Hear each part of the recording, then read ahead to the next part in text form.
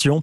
Faut-il revoir le droit du sol qui permet à toute personne née en France d'obtenir la nationalité française? Je vous pose la question parce que le gouvernement dit vouloir restreindre un peu plus le droit du sol à Mayotte en accordant la nationalité française qu'aux enfants nés d'un parent en situation irrégulière depuis au moins 1 an et non plus 3 mois comme aujourd'hui. Au moins un parent en situation irrégulière depuis 1 an.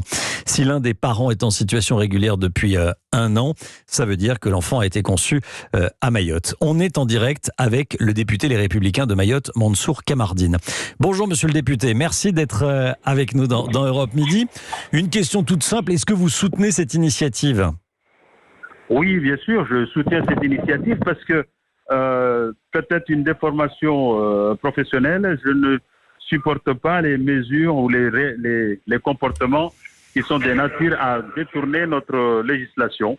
Et donc, l'arrivée des clandestins et l'arrivée massive des clandestins à Mayotte se justifie dans une très large mesure par le souhait de vouloir contourner notre législation et de venir faire des enfants conçus ailleurs à Mayotte dans le seul dessein d'accéder à la nationalité française. Vous savez, nous sommes des Français à Mayotte et très fiers de l'être, mais nous ne pouvons pas imaginer que Mayotte accepte d'être envahie au point qu'aujourd'hui, il y a plus d'étrangers à Mayotte, dont une grosse partie en situation irrégulière, pour des gens qui viennent pour accoucher, alors qu'il y a des hôpitaux, des maternités qui fonctionnent dans les pays limitrophes, dans le seul dessein de voir leurs enfants accéder à la nationalité française. C'est ce détournement-là qu'il faut absolument empêcher. Oui, je le répète, le projet du gouvernement, c'est d'accorder la nationalité française qu'aux enfants nés d'un parent au moins en situation régulière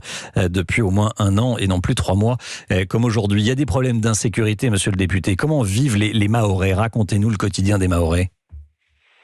Le quotidien des Mahorais, pour faire simple, je dirais, c'est comme si on était...